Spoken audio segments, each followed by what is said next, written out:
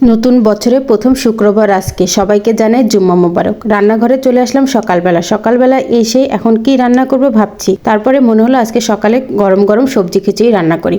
সবজি খিচুড়ি রান্না করার জন্য প্রথমে সবজিগুলোকে কুচি কুচি করে কেটে নিলাম। এখানে আলু, গাজর, ফুলকা, বেগুন কেটে নিয়েছি। আর এখানে রসুনের কোয়া গোটা গোটা আর পেঁয়াজ কুচি, কাঁচামরিচগুলো রেডি করে নিয়েছি। আর এখানে চাল আর 2 রকম ডাল একসাথে মিক্স করে ধুয়ে পরিষ্কার করে নিয়েছি, মসুরের ডাল ও কালাইয়ের ডাল। তারপরে আমি সব সবজিগুলোকে প্রেসার কুকারের মধ্যে ঢেলে দিলাম। তারপরে কাঁচামরিচ, পেঁয়াজ, রসুন, লবণ, হলুদ, দারচিনি, তেজপাতা ও গোটা জিরা তেল দিয়ে এটাকে আমি চালটাকে ভালো করে ভেজে নিব। সবজি চালটাকে আমার কাছে মনে হয় চালটা ভালো করে, খিচুড়ির চালটা ভালো করে ভেজে নিলে সবজির যে কাঁচা গন্ধ এবং আদা রসুনের যে গন্ধটা সেটা আর থাকে না।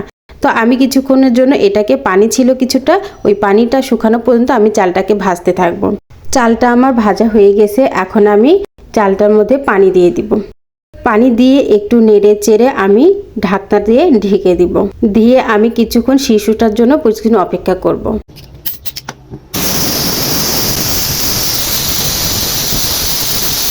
প্রেসারে 3টা সিটি উঠে গেলে খিচুড়িটা হয়ে যাবে। তারপরে আমি চুলাটা অফ করে দিব। প্রেসারের সিটিটা বের হয়ে যাওয়ার পরে ঢাকনাটা খুলে আমি খিচুড়িটা একটু নেড়ে ছেড়ে দিব, ভালো করে মিক্সড করে দিব।